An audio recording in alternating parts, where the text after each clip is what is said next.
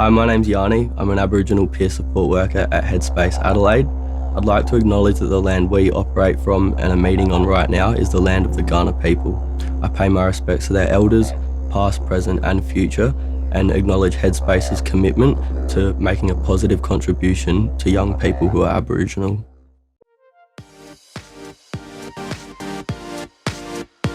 Welcome back to Headspace Sessions podcast. My name's Claire. I'm from the community engagement team here at Headspace Adelaide, and I'm joined by our lovely co-hosts. I'm Sam from the Youth Ambassador team at Edinburgh North. I'm Sarah, also from the Youth Ambassador team at Edinburgh North. And I'm Aiden, at the Youth Reference Group member at Edinburgh North. And welcome back for another episode. Today we are talking about mindfulness, and we actually have a treat for you today, something a bit different. We're going to still have our usual chat, but if you want to skip to the timestamp that's in the description, if you want to skip over our chat for today, you can jump straight through to a mindfulness activity. It's a body scan, so we really encourage you to do it in a space where you have time to engage in the activity, but otherwise we'll jump into our general chat. So has anyone tried mindfulness before? Yeah. Yeah. I don't know. I kind of just found myself like gradually working into these sort of things. Like I wasn't necessarily super sort of like excited by the idea to start with, but as I kind of just went along and I started looking into some of these things, do like certain apps or, videos and stuff online, it's not necessarily, it doesn't have to be as necessarily complicated as sometimes it sounds. A lot of the time I just feel like it's just a lot of really just grounding down and just sort of coming back to like, I don't know, just reflecting. Yeah. I think it's just a big thing. Did you find any specific benefits from it for yourself? Yeah, absolutely. When I was in high school, I had a lot of anxiety and a lot of things I was dealing with. I had a lot of pressure that I put on myself, and especially like I worked in a lot of fast-paced environments, and so a lot of the time like it would kind of get very overwhelming, and just like I didn't really feel like I knew how to deal with it. But through mindfulness, sort of coming back to the idea of just sort of reflecting and sort of bringing yourself out of the stressful situation to look at it as what it is and say, hey, it's not as bad as it is. And like, just come back to say, hey, look, like this isn't, like just reflecting on how much am I dramatizing it by and like how much is it actually affecting me right now. Yeah. I like that, being grounded, because for me, like having had anxiety for a lot of my life, it's just such a lot of noise in my head, and it's just all these thoughts and all these things, and the self-narrative as well, that is just so noisy. And I think that the really cool thing about mindfulness is that you can sort of train yourself to escape from that for a little while and just sort of ground yourself and be immersed in a quieter mental space. And that's awesome. Although I do struggle to sort of get into that traditional sort of mindfulness personally, because I sort of have to really fight against the urge to do something that's on my to-do list or engage in something that's, worrying me. So I sort of struggled to actually do the actual mindfulness meditation. When I was in like year 12 and through the first year of lockdown, I was experiencing like a lot of panic attacks and like a lot of unresolved trauma, and I used mindfulness as a like preventative measure, I guess, in the sense that like it was more about what was happening, why was it happening, and trying to think about what might be a trigger before it happens, so that I can at least deal with it the way I need to deal with it. But yeah, now I use it as like, it's always just like a preventative thing, really, for me. It's like get through the day, be happier, because once I do it, I feel better about myself, and then that way I can, mitigate anything that happens. And thankfully I haven't had a panic attack in a long time. So awesome. That's great. Definitely for me, it's a bedtime thing. So like same if I've had a really anxious day or like the thoughts are really racing, it's a sort of a skill that can go to with like my bedtime routine, where I'm laying in bed and kind of utilize the skills that you learnt through mindfulness in bed, and that really helps me just kind of wind down and switch off, and particularly like body scans and things like that help me just kind of focus on something so that I then not erasing my thoughts with that kind of thing. I think it's also as well like it's good to, especially at like the nighttime sort of thing, it's understanding like at this particular moment when you have like if you're in a situation where like you're not necessarily at work, you're at the end of the day, you're getting ready for bed, it's such a interesting thing that like a lot of times like you kind of miss, but it's like I'm at the end of the day right now, there's no work for me to do.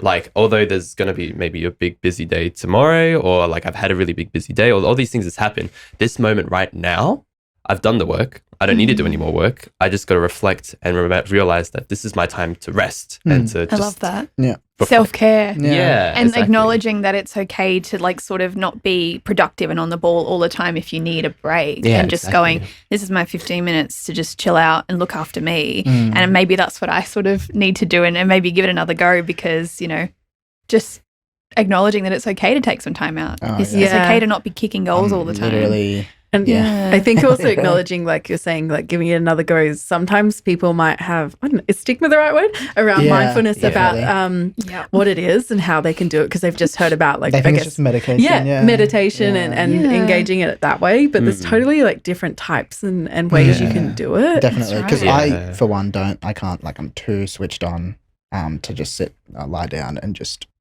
not think. It's like, I'm always thinking. Yes. I definitely use exercise as my form of, like, my main sort of mindfulness outlet. It's more like a way for me to focus on one thing and then Yeah. just do that one thing, and I can just sort of drown everything else out. So focusing like on your body movements is the mindfulness exactly. thing. Yeah. Focusing So, on like how, like so if I'm going for a walk, focusing on each step. yeah.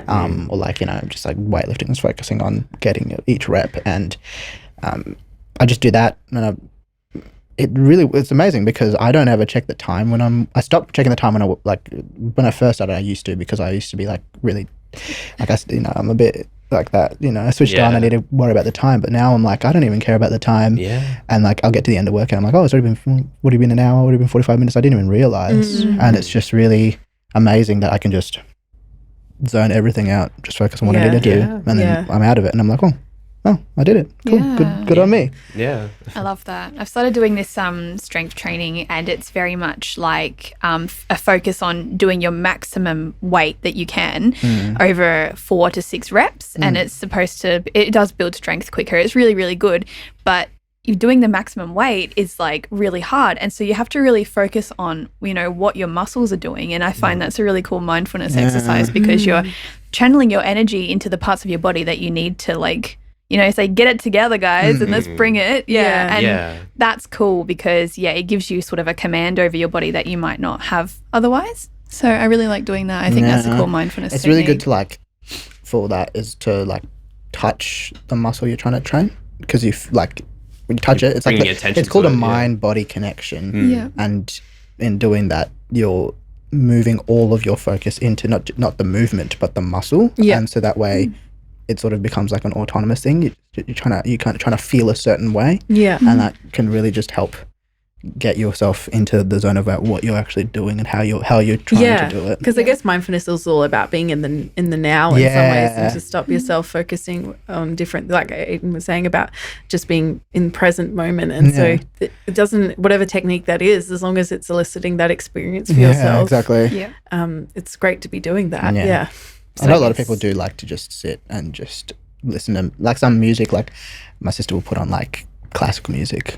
I'm like, it's a bit weird, but no. Classical tune. But yeah, no, it's like a lot of people have very, very, very different ways of dealing with it, and I think it's like it's a really good habit to keep up, because otherwise you just feel like you're drowning, and it's not really a fun experience, really. And I think also in the society we live in now, we tend to live quite fast-paced lives where we are tapped into so many things all at once. Like, you know, you've got your phone, you've got different messages and things happening in work and study and all these things you're So very juggling. instant. Instant. Yeah, exactly. So to take time Convenient, where you can acknowledge that you just want to be in the now and not to be pulled by any of those things. So whether it is when you're exercising or one of the other different approaches, that can be really helpful. Yeah.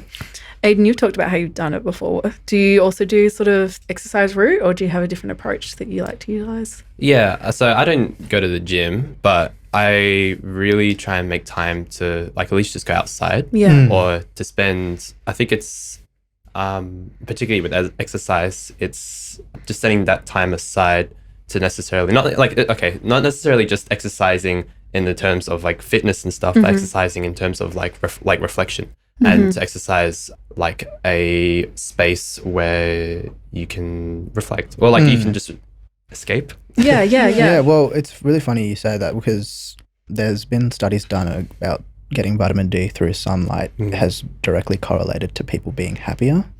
So, like, going outside is literally like a really, really, really time. good way to Yeah. to actually, because you're outside, so you're the air, fresh air, Yeah. breeze, and the sun, and then it's actually like scientifically it's good for you to be Yeah. outside. And, Yeah. So like Yeah. it being like, it's like really good if you're even if you're in an office, it's like try and make sure your desk is like sun facing and Yeah. things like that to just get that bit Taking those extra breaks, Yeah, and yeah. then taking those breaks, make sure you're getting that fresh air. Mm. Yeah. I think for me, it's about observing my breathing and sort of breathing techniques I can do with mindfulness, because I tend to do it in bed, and it's something that I tend to try and do to help me go to sleep. Help slowing down my breathing and being more conscious of it.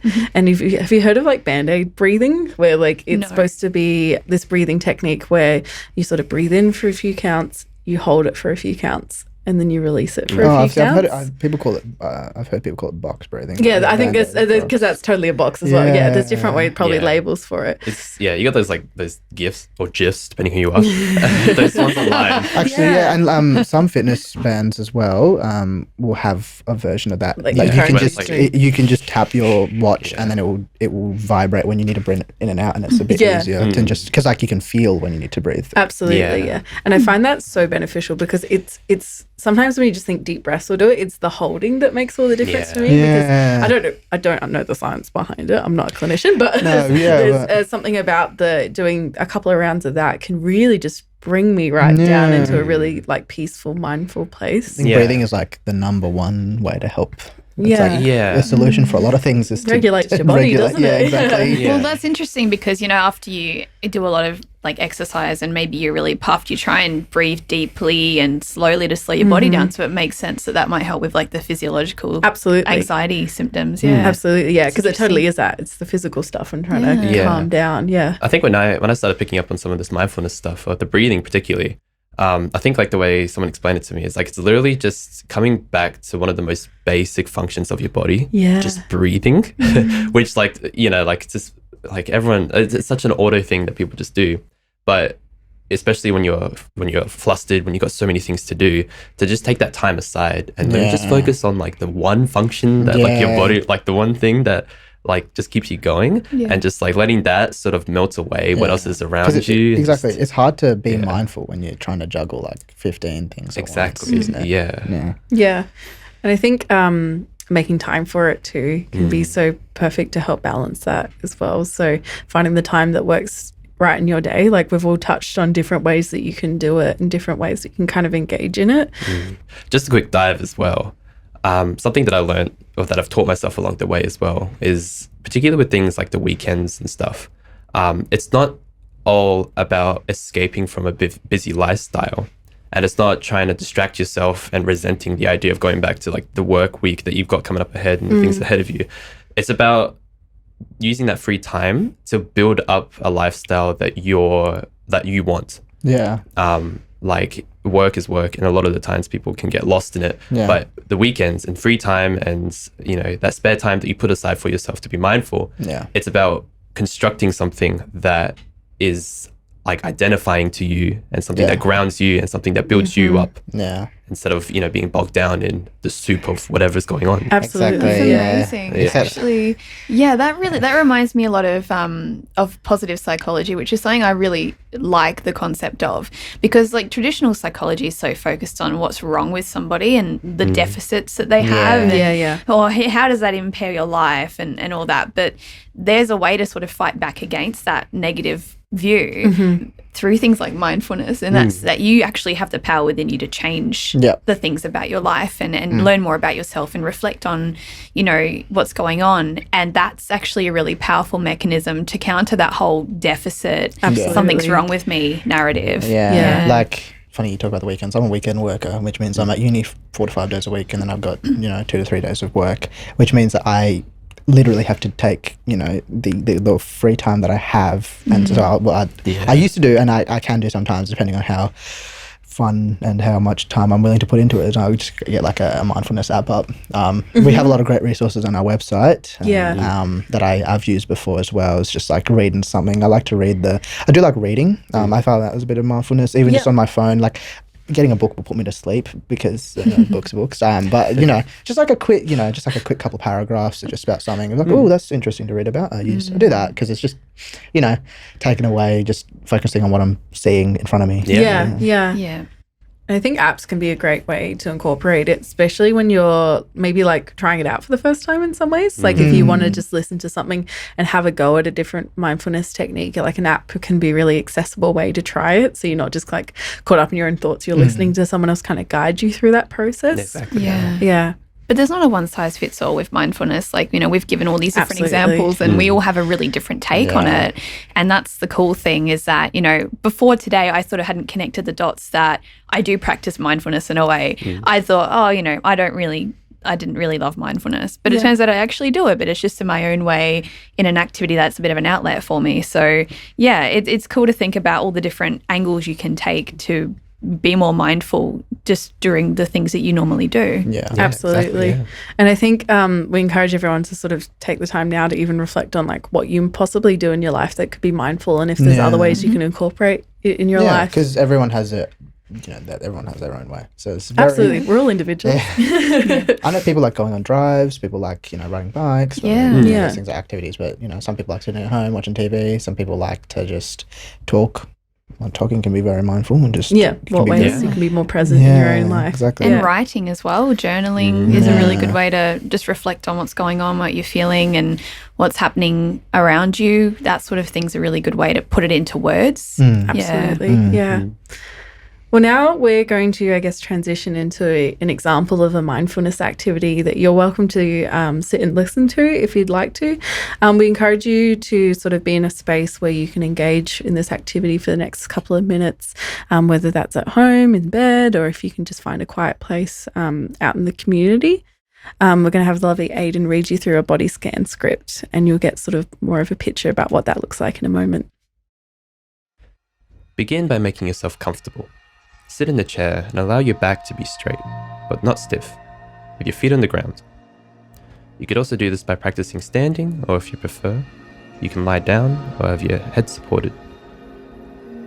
Your hands could be resting gently in your lap or by your side. Allow your eyes to close or to remain open with a soft gaze. Take several long, slow, deep breaths, breathing in and exhaling slowly. Breathe in through your nose and out through your nose or mouth. Feel your stomach expand on an inhale and relax, and let go as you exhale. If you're distracted by sounds in the room, simply notice them, but bring your focus back to your breathing. Now slowly bring your attention down to your feet. Begin observing sensations in your feet. You might want to wiggle your toes, or just feel the weight of your toes pressing against the socks or shoes that you're wearing. Just notice without judgment. You might imagine sending your breath down to your feet, as if the breathing is traveling through your nose to your lungs and through the abdomen all the way down to your feet, and then back up again and out through your nose and your lungs. Perhaps you don't feel anything at all. That's fine too. Just allow yourself to feel the sensation of not doing anything. When you're ready, allow your feet to dissolve in your mind's eye and move your attention up to your ankles, your calves, your knees, and your thighs. Observe the sensations you're experiencing throughout your legs. Breathe into and breathe out of your legs. If your mind begins to wander during this exercise, just gently notice it without judgment, and just slowly bring your mind back to noticing the sensations in your legs. If you're noticing any discomfort, any pain or stiffness, don't hold on to this. Just simply notice it. Observe how all the sensations rise and fall, shift and change moment to moment. Notice how no sensation is permanent. Just observe and allow the sensations to be in the movement, just as they are. Breathe into and out from the legs. Then, on your next out breath, allow the legs to dissolve into your mind and move into the sensation of your lower back and your pelvis. Softening and releasing as you breathe in and out. Slowly move your attention up to your back.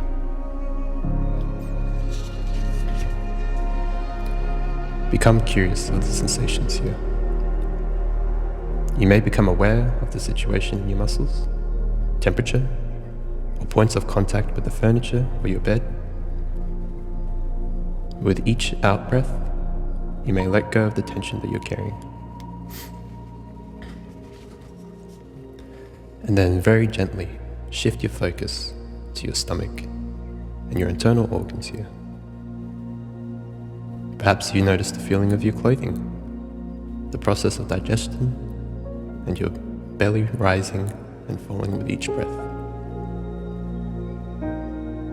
If you notice options arising about these areas, gently let these go and return to noticing the sensations. As you continue to breathe, bring your awareness to the chest and the heart region, and notice your heartbeat. Observe how the chest rises during inhale, and how the chest falls during the exhale. Let go of any judgments that may arise. On the next out-breath, shift the focus to your hands and your fingertips. See if you can channel your breathing in and out of these areas, as if you're breathing in and out from your hands. If your mind wanders, gently bring it back to the sensations of your hand. And then, on the next out-breath, shift the focus and bring your awareness back into your arms. Observe the sensations, or lack of sensations, that may be occurring here. You might notice some difference between the left arm and the right arm. No need to judge this. As you breathe, you may feel tension rolling off your shoulders. On the next out-breath, shift your focus and direct your attention to the scalp, head, and face. Observe all the sensations occurring here. Notice the movement of the air as you breathe in and out of your nostrils or mouth. As you exhale, you might notice the softening of any tension you might be holding. And now, let your attention to expand out and include the entire body as a whole. Bring in your awareness from the top of your head, all the way through down to the bottom of your toes. Feel the gentle rhythm of the breath as it moves through the body. As you come to the end of this practice, take a full deep breath, taking in all the energy of this practice. Exhale fully. And when you're ready, open your eyes and return your attention back to the present moment. As you become fully alert and aware, consider setting the intention that is this practice, or building awareness will benefit everyone you come in contact with today. All right, guys, that does it for this episode of Mindfulness. Thanks for listening. If you have anything that got brought up this episode and you need any sort of support, there's plenty of resources online at headspace.org.au. There's also plenty of lifeline lines out there if you need to contact any. And yeah, thanks again. See you next time.